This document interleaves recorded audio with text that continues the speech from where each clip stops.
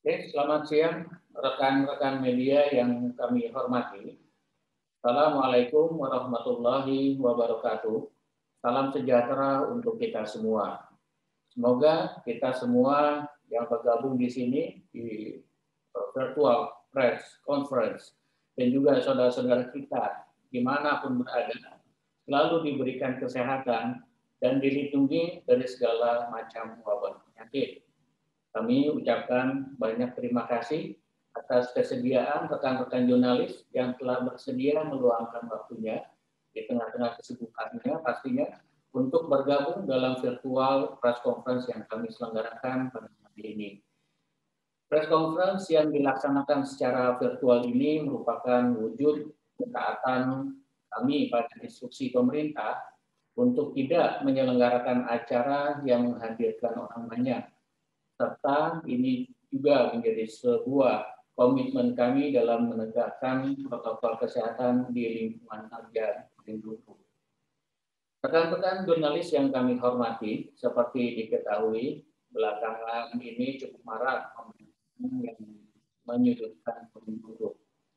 Hal tersebut dipicu oleh pemberitaan BBC News Indonesia pada tanggal 12 November 2020. Sebenarnya bukan sesuatu yang baru bagi kami mendapatkan tudingan tuduhan telah melakukan pembakaran hutan. Tuduhan tidak pernah terbukti, namun kampanye hitam dengan menggandeng beberapa media tertentu terus-menerus dilakukan hingga kini, hingga saat ini. Dan itu terus dilakukan terutama di saat-saat menjelang akhir tahun.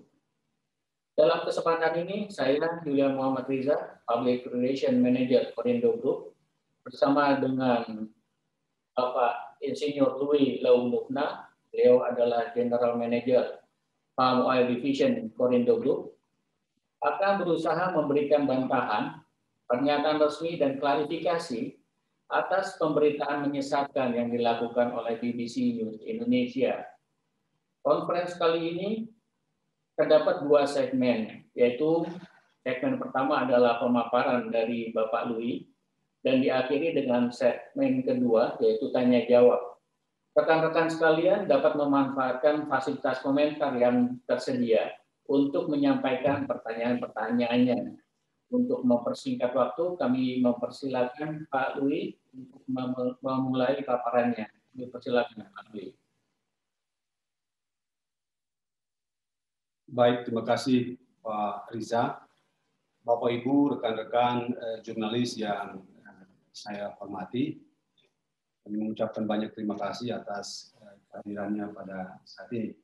Seperti sudah disampaikan oleh Pak Riza, kami menggunakan momentum ini untuk menyampaikan bantahan sekaligus klarifikasi atas pemberitaan yang tidak benar yang telah dibuat oleh BBC News Indonesia.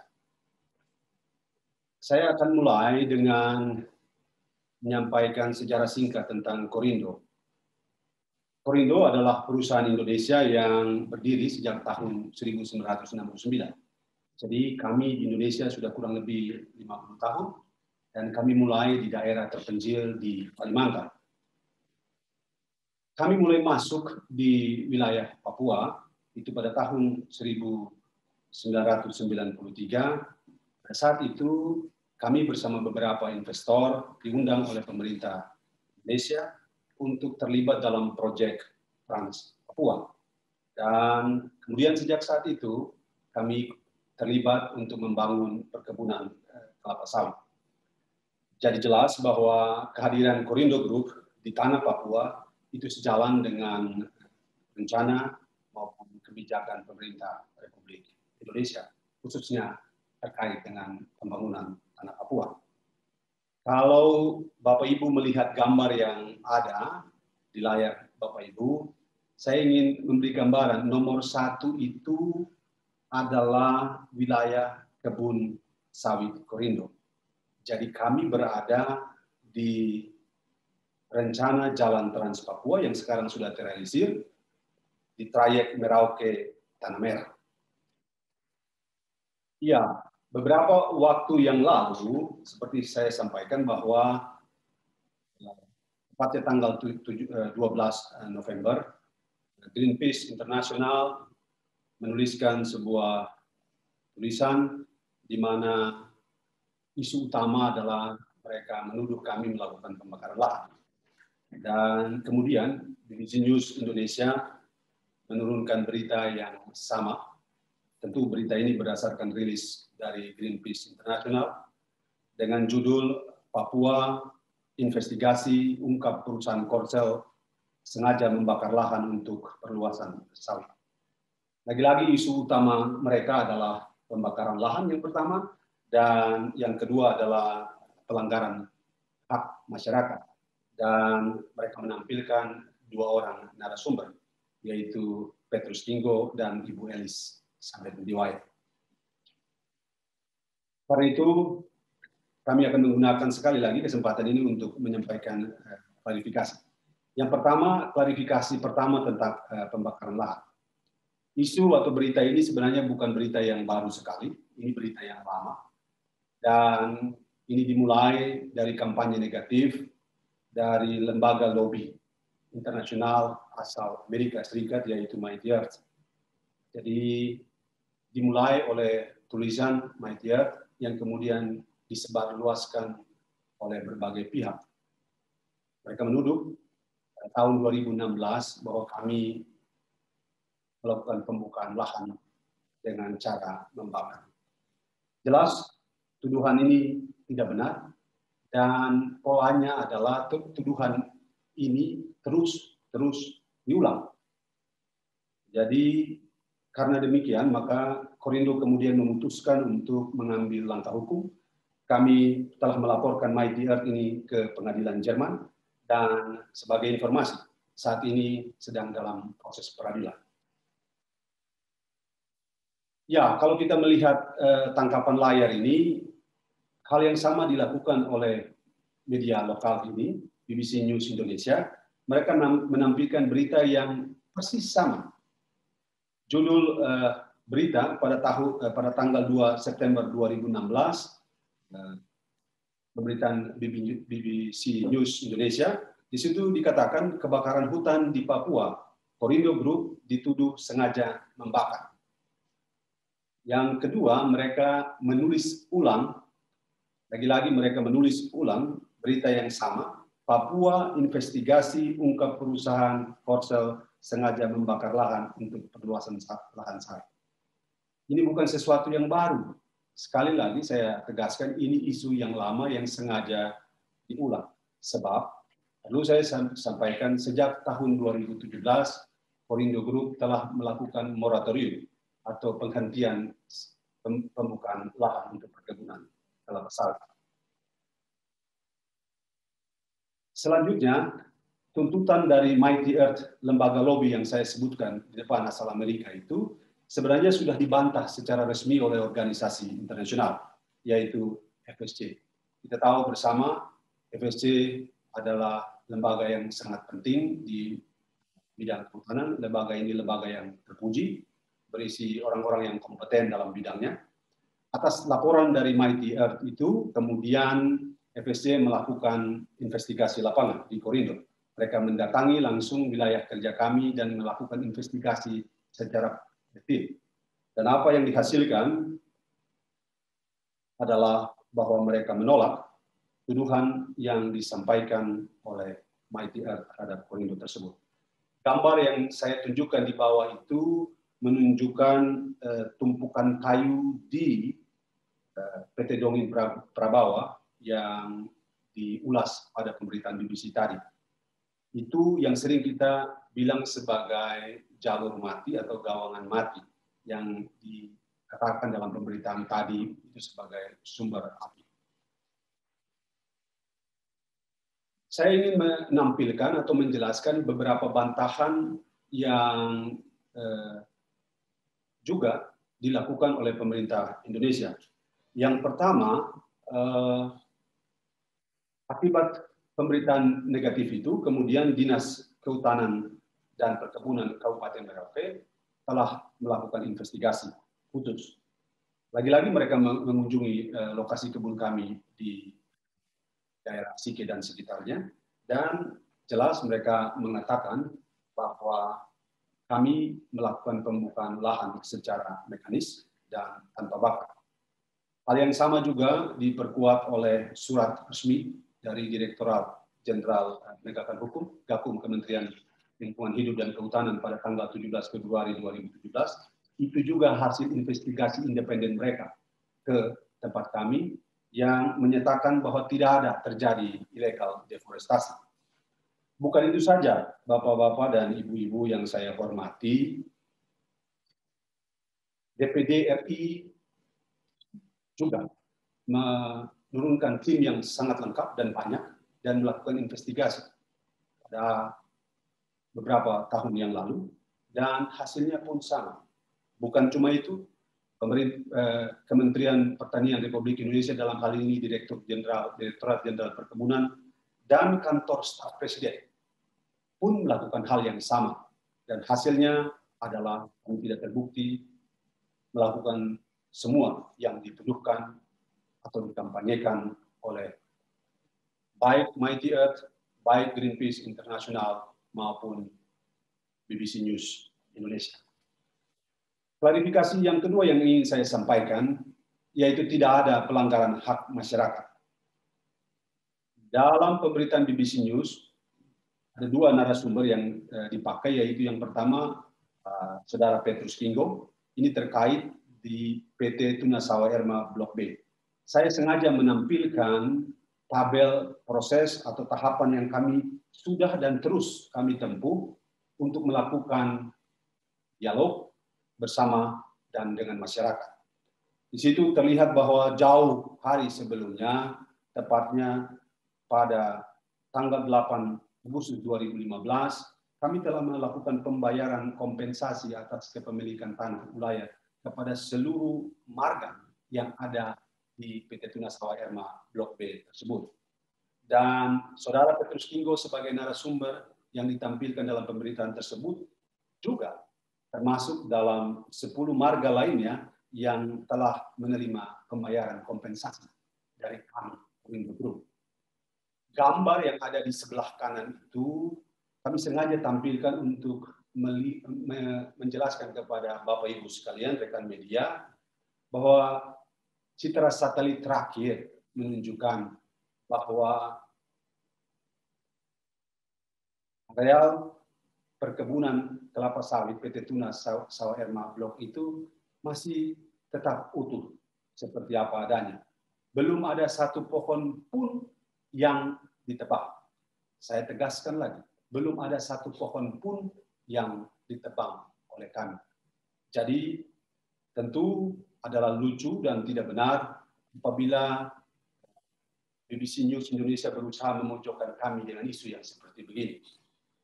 Saya perlu tegaskan sekali lagi bahwa perusahaan kami, Perindo Group, akan terus berkontribusi dan hidup bersama masyarakat Papua dan ikut membangun masyarakat Papua dengan berbagai program yang kami akan lakukan. Hal yang ketiga yang ingin saya sampaikan adalah klarifikasi tentang pemilik hak ulayat PT Dongin Prabawa. Rekan-rekan sekalian, kesepakatan dengan para pemilik hak ulayat di PT Dongin Prabawa sudah kami lakukan, bahkan sejak tahun 2011. Kami bisa membuktikan itu dengan data-data otentik. Pembayaran hak ulayat kepada 8 marga atau 17 submarga sudah kami lakukan pada tahun 2011 yang lalu. Itu kesepakatan yang pertama. Tahap yang kedua kami lanjutkan dengan kesepakatan program pembinaan masyarakat. Itu juga kami lakukan pada tahun 2011. Ada 3 tahap, jangka pendek, jangka menengah, dan jangka panjang. Dan yang terakhir, kami bersepakat dengan masyarakat untuk melakukan atau memberikan dana pembangunan kampung yang besarnya 30 miliar sejak tahun 2012 dan berlangsung hingga saat ini. Sekali lagi saya tegaskan, sampai saat ini kami terus merealisasikan kesepakatan-kesepakatan yang kami buat bersama dengan masyarakat tersebut. Apa yang sudah saya sampaikan di depan, bahwa terdapat 17 marga di 5 desa di sekitar areal perusahaan Dongeng Prabawa yang sudah menerima pembayaran hak layak. Termasuk diantaranya, sekali lagi, termasuk diantaranya marga Diwai, di mana Ibu Elizabeth Diwai itu memiliki marga Diwai. Saya perlu tegaskan bahwa Ibu Elizabeth Diwai itu bukanlah pemilik, bukanlah perwakilan marga. Ia lahir dan dibesarkan, bahkan hingga saat ini ia tinggal atau ia berdomisili di Kota Merauke.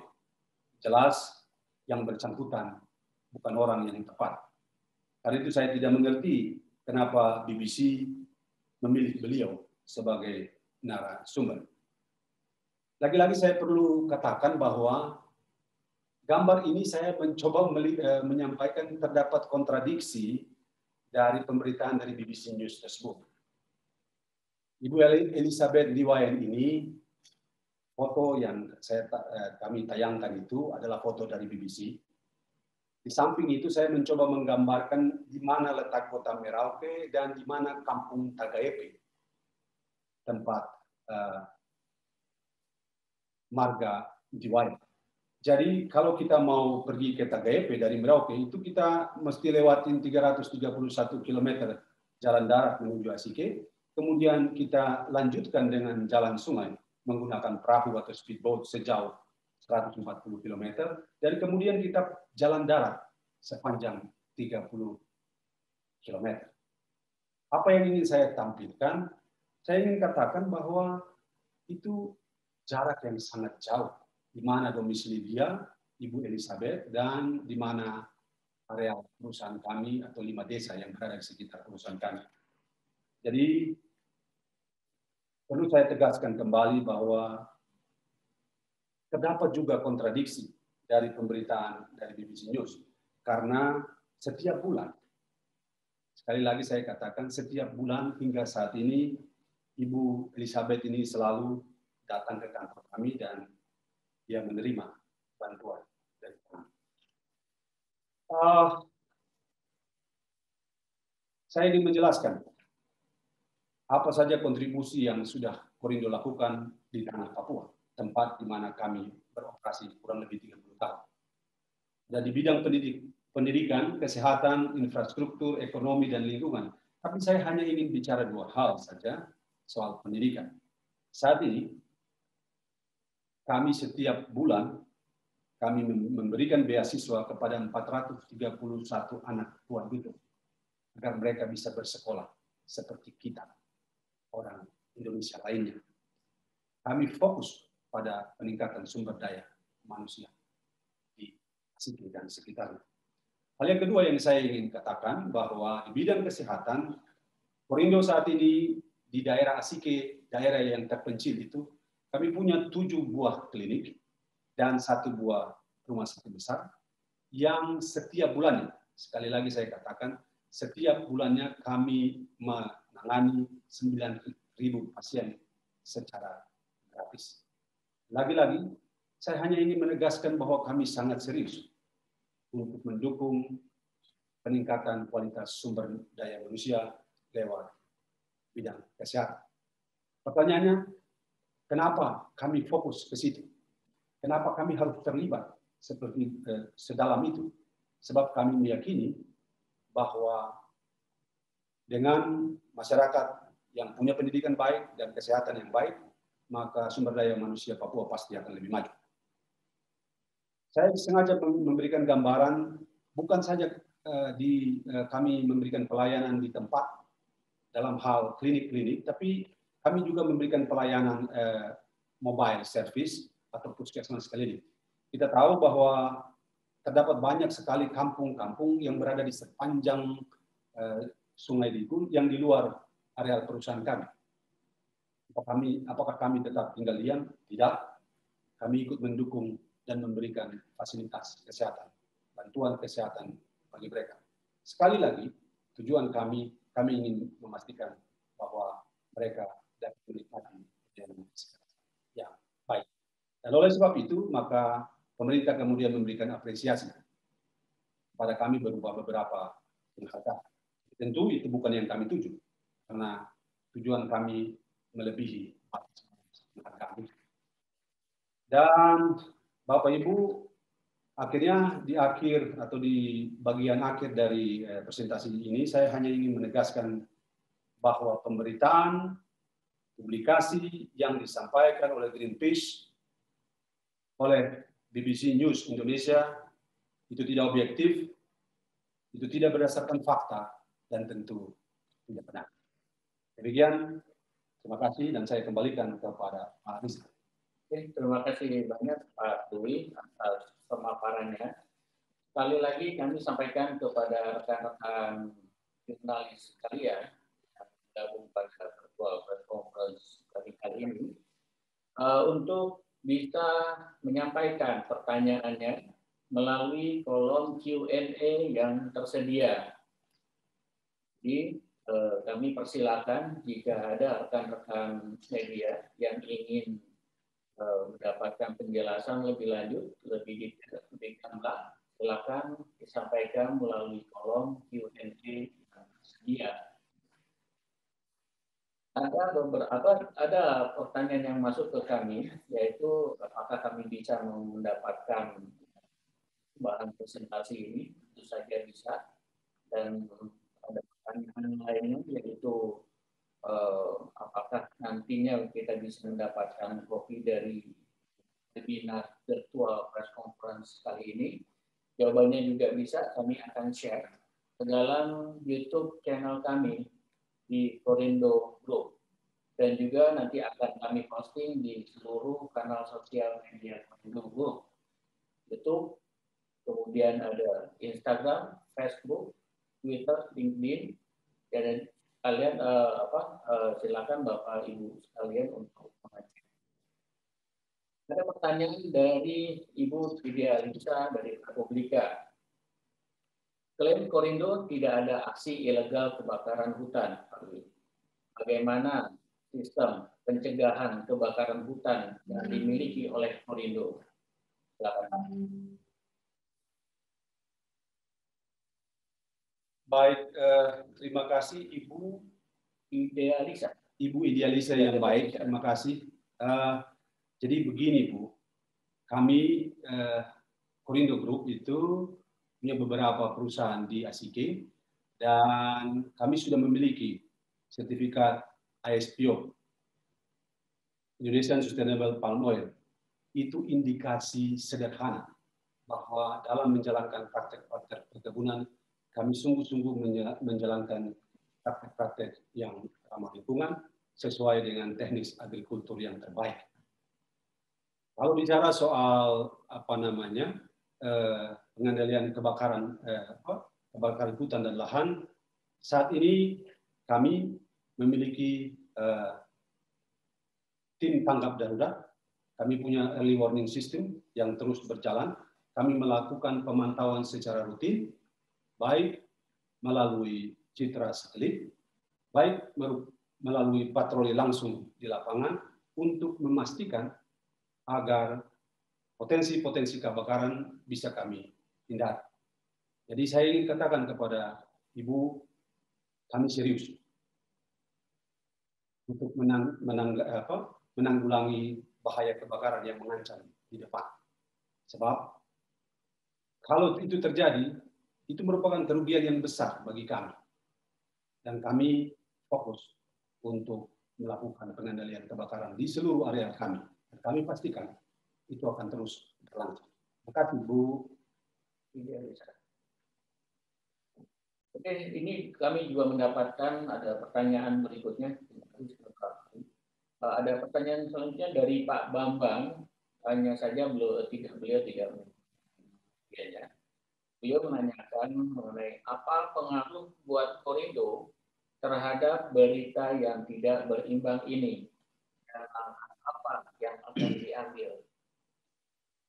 Terima kasih Pak Bambang. Saya perlu sampaikan bahwa ini merupakan hantaman yang berat bagi Korindo. Saya terbuka menyatakan itu, begitu. Dan ini sudah dilakukan sejak tahun 2016 yang lalu dan terus berlangsung hingga saat ini. Kalau ditanya apa dampaknya, sangat berdampak. Bahkan ingin saya katakan, bidang usaha yang di luar perkebunan kelapa sawit pun mendapat dampak yang luar biasa. Saya ambil contoh salah satunya. Ada salah satu perusahaan kami yang bergerak di industri wind tower. Perusahaan itu satu-satunya perusahaan fabrikasi wind tower di Indonesia, milik Korindo. Dia beroperasi di Pulau Jawa, tepatnya di Provinsi Banten. Bayangkan, dua entitas yang jauh berbeda tapi mengalami dampak. Apa dampaknya? Lembaga yang tadi saya sebutkan, lembaga lobby internasional Mighty Earth itu, kemudian melakukan kampanye negatif kepada semua buyer kami yang ada di Amerika maupun di Eropa, dan memaksa mereka untuk menghentikan kontrak jual beli wind tower kincir angin antara Korindo dan pembeli tersebut. Kalau tidak diikuti, maka mereka akan terus melakukan kampanye terhadap buyer tersebut. Apa yang terjadi? Tahun 2018, hampir tidak ada satupun order atau seluruh order itu dibatalkan oleh vendor kami, oleh pihak pembeli kami. Ini sesuatu yang sangat buruk terjadi. Karena praktek-praktek kotor yang dipakai untuk menekan kami. Karena itu, di materi saya yang awal, kami sangat serius menanggapi itu, dan kemudian kami mengajukan Mighty Earth itu di pengadilan di Jerman, dan sekali lagi saat ini sedang berlangsung proses pengadilan. Khusus untuk bidang kelapa sawit, ya pun terjadi. Sampai saat ini tentu ada banyak hal yang sulit kami realisasikan karena kami dibatasi oleh tekanan-tekanan seperti begitu. Saya ambil contoh beberapa areal beberapa areal yang sudah kami rencanakan kami akan segera buka, terpaksa kami lakukan moratorium hingga saat ini. Dan karena itu kami sedang menunggu keputusan pemerintah untuk kita bersama-sama dengan para pihak terkait di tingkat tapak, kita memikirkan dan memutuskan apa yang terbaik. Baik untuk pemerintah, baik untuk Korindo, tapi baik juga untuk masyarakat dan yang lain yang berada di sekitar. Mungkin itu gambaran apa dampak. Tapi prinsipnya kami mengalami dampak yang sangat buruk akibat kampanye negatif tersebut. Terima kasih. Oke, Pak Ruli. Kami ingatkan, kami reminder kepada rekan-rekan sekalian, rekan-rekan jurnalis sekalian bisa sampaikan pertanyaan melalui fasilitas kolom yang tersedia di UNC. Pertanyaan-pertanyaan yang ingin disampaikan kepada kami, dan mohon kiranya untuk disampaikan juga nama dan asal media. Selanjutnya kami menerima pertanyaan berikutnya, ini dari Ibu Irina Wardani. Beliau cuma di sini tidak ada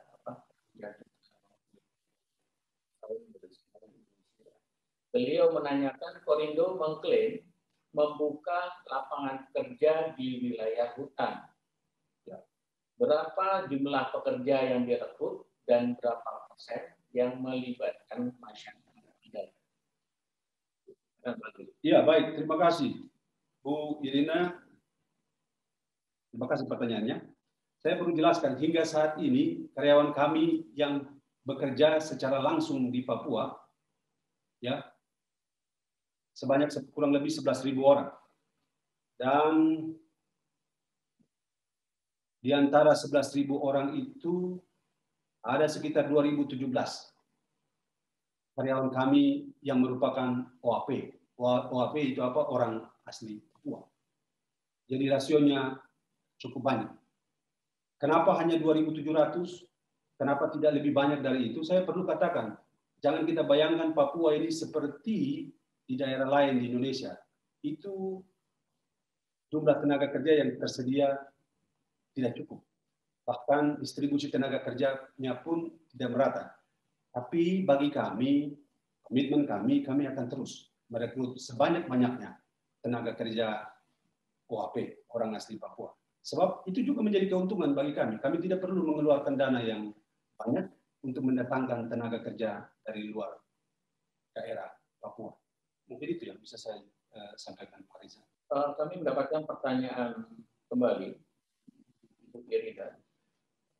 Beliau menanyakan mengenai tadi dijelaskan bahwa Korindo memiliki sistem pengawasan kebakaran hutan. Apakah pengawasan ini bisa membantah hasil penelitian forensik arsitektur yang menunjukkan itu adalah kebakaran yang disengaja? Apakah kami bisa ditunjukkan data dari Korindo? Baik, Ibu Irina, tadi saya katakan kami memiliki sistem peringatan dini di semua area perkebunan kami untuk memastikan kami akan sigap untuk menangani bila ada terjadi potensi bahaya kebakaran. Dan kami akan secara otomatis mengendalikan kebakaran itu bila itu terjadi. Namun sampai sejauh ini kami bisa pastikan bahwa tidak ada kebakaran lahan maupun hutan di area kami. Nah, apakah arsitektur forensik itu dokumen yang dikeluarkan forensik arsitektur itu? Saya perlu katakan begini, Ibu, bahwa metode itu tidak bisa dan tidak mungkin mengidentifikasi, sekali lagi, penyebab daripada kebakaran. Itu saja yang saya ingin katakan. Begitu. Kami punya sistem peringatan dini secara manual. Kami melakukan patroli secara rutin untuk memastikan hal itu tidak terjadi di seluruh area perkebunan kami. Dan kami yakini itu metode yang terbaik yang sementara kami lakukan untuk memastikan bahwa area kami bersih dari bahaya kebakaran.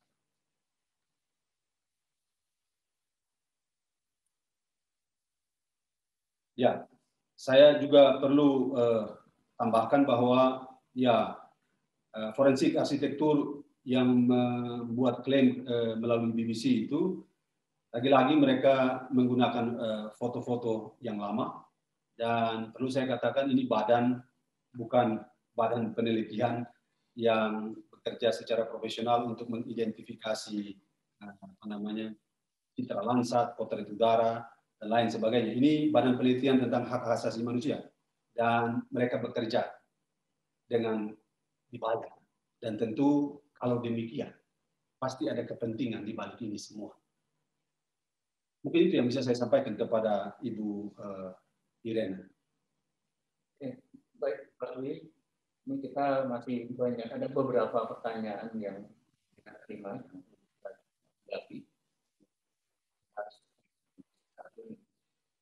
Dari Pak Koyum Amri, beliau menanyakan seperti apa dampak kampanye negatif NGO bagi kegiatan Korindo seperti pembangunan plasma masyarakat. Ya, Pak Koyum, terima kasih. Ini sahabat kami dari majalah Sawit. Pak Koyum, ya ini masalah yang berat bagi kami, Pak. Ini tekanan yang berat bagi kami. Tadi saya sudah sebutkan salah satu dampak yang kami alami di perusahaan, salah satu anak perusahaan Korindo yang berbeda bidang usahanya di Wind Tower. Bayangkan, Wind Tower di Provinsi Banten pun mengalami dampak akibat pemerintahan yang terjadi di Papua. Nah, bagaimana dengan plasma? Pak Kayum, itu juga menjadi tantangan kita bersama. Sejak tahun 2017, kami melakukan moratorium penghentian pembukaan lahan, baik bagi inti, baik juga bagi plasma. Tentu ada risiko, tentu ada tantangan ke depan. Karena itu, belum semua, saya katakan, belum semua kebun plasma kami bangun. Memang ada yang sudah kami bangun, tapi belum semua akibat keputusan moratorium itu. Sebab ketika satu saja pohon ditebang, walaupun itu berada dalam kawasan APL, maka serentak dengan itu gerombolan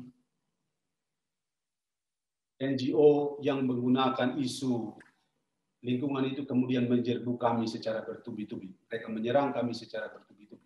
Karena itu kami fokus kepada perbaikan internal, dan yang kedua, kami mengajak para pihak, kami melakukan engagement dengan para pihak, pemerintah, lembaga swadaya masyarakat, masyarakat adat, tokoh agama, dan pemuka-pemuka untuk kita duduk bersama, untuk kita memikirkan apa yang terbaik yang bisa kita lakukan bersama. Terima kasih Pak Koyum, kami tetap mengharapkan dukungan dan bantuan dari pada Pak Koyum dan kawan-kawan agar sawit Indonesia ini lebih maju ke depan. Ada kembali dari Bu Selvi dari kumparan.com. Ini cukup banyak pertanyaan yang kami terima sebagai bentuk perhatian kepada Korindo. Artinya, kami sangat mengapresiasi usaha dan dengan bergabungnya rekan-rekan media di dalam virtual press conference kita pada hari ini.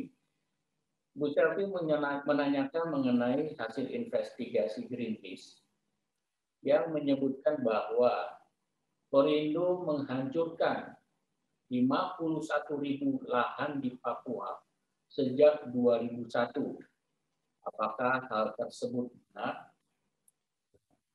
Ya, Ibu Selvi, ya, saya ingin mengajak kita untuk melihat konteks Indonesia, konteks hukum Indonesia.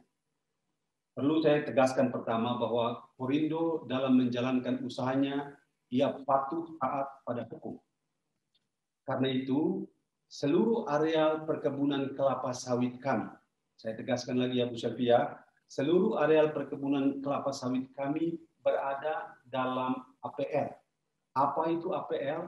APL itu areal penggunaan lain. Itu adalah kawasan non-hutan.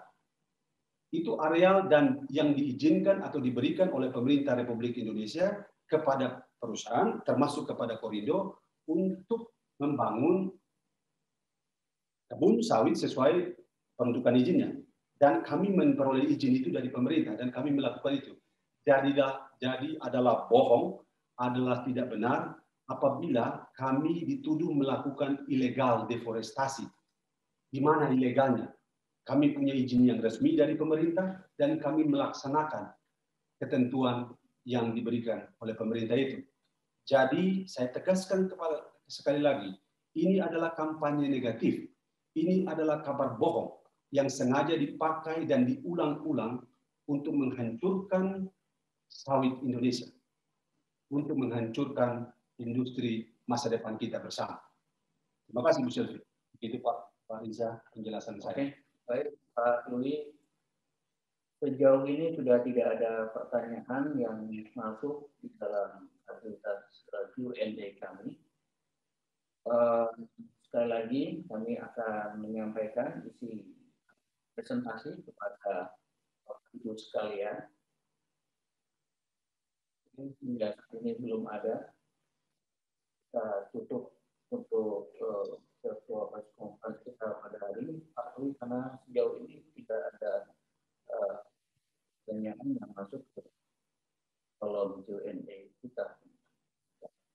Oke, baik, rekan-rekan media sekalian. Demikian batasan klarifikasi pernyataan resmi dari Korindo Group terkait dengan pemberitaan BBC News Indonesia mengenai Korindo. Sekali lagi kami akan memposting rekaman dari virtual press conference ini di channel YouTube resmi Korindo Group dan berbagai channel sosial media kami lainnya, sehingga nanti dapat membantu rekan-rekan jurnalis kalian dalam menulis pemberitaan secara objektif sesuai dengan fakta sebenarnya. Kami berharap kita semua bisa melihat kondisi dengan mata dingin, mengedepankan sikap objektivitas dalam melihat sebuah isu. Semoga iklim berusaha dan iklim investasi Indonesia akan tetap selalu terjaga dan terhindar dari segala macam provokasi, sehingga nantinya cita-cita kita bersama untuk mencapai Indonesia maju akan tercapai. Terima kasih sekali lagi pada rekan-rekan sekalian, dan sampai jumpa. Assalamualaikum warahmatullahi wabarakatuh. Salam sejahtera untuk kita semua. Rang.com. Ini cukup banyak pertanyaan yang kami terima sebagai bentuk perhatian kepada Perindo. Artinya, kami sangat mengapresiasi usaha dan dengan bergabungnya rekan-rekan media di dalam virtual press conference kita pada hari ini.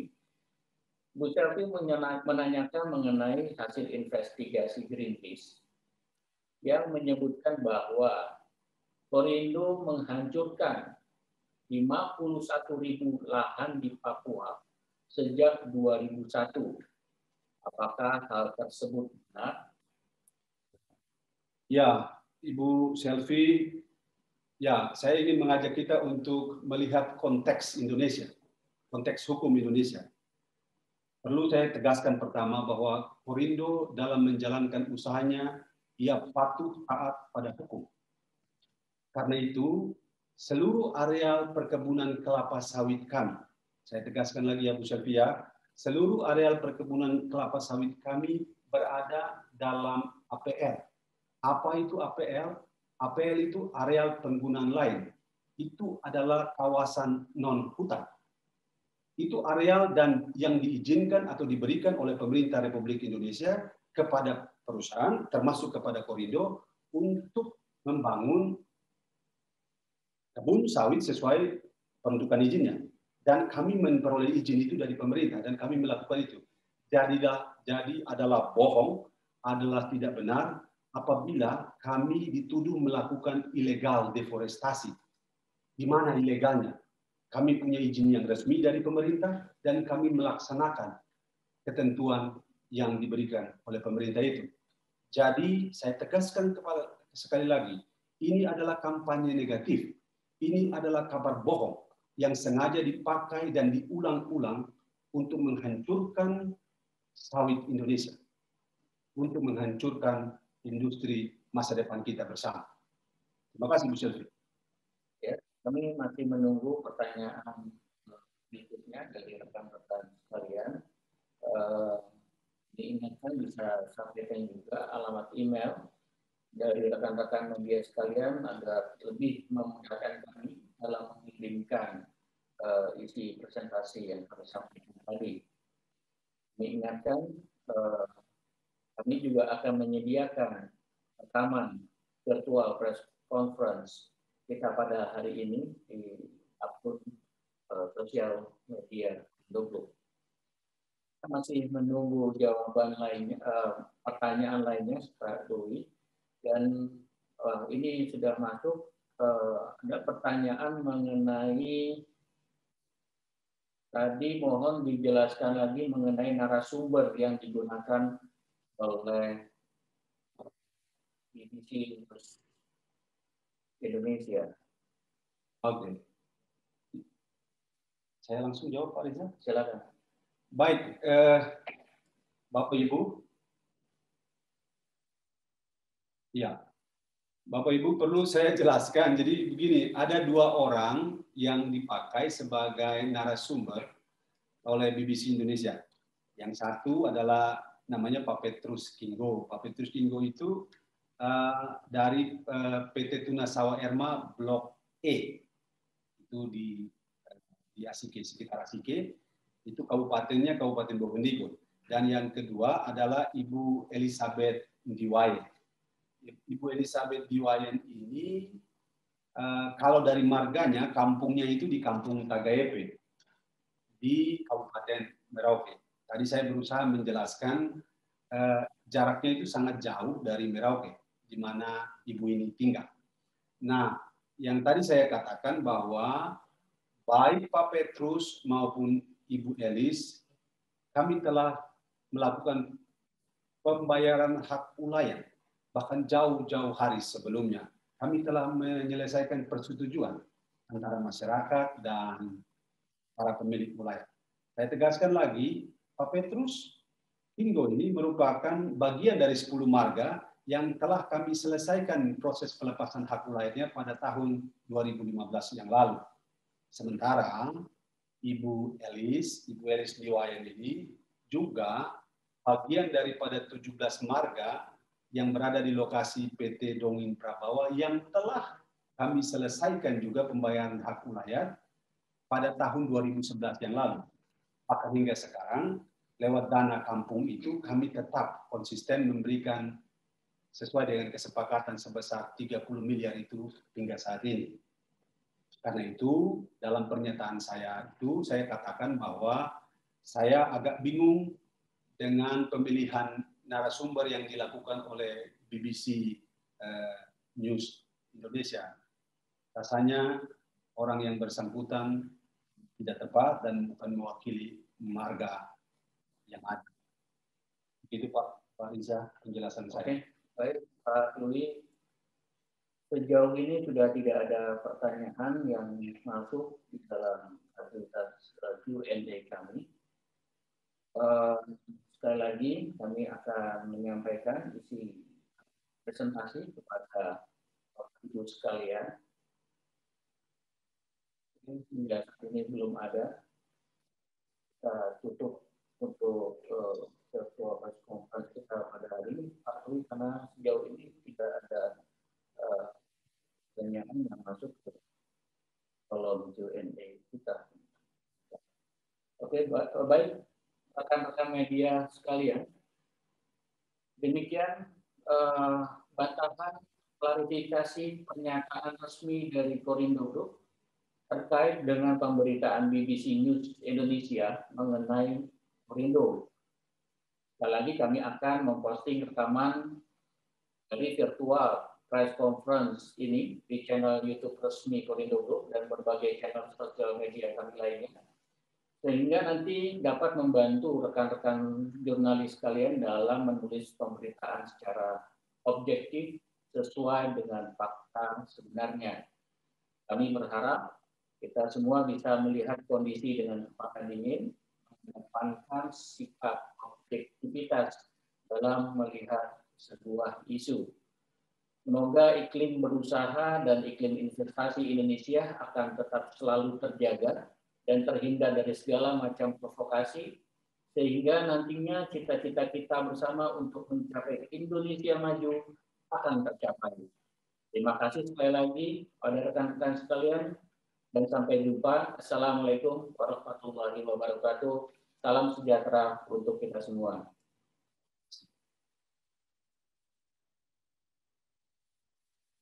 Terima kasih.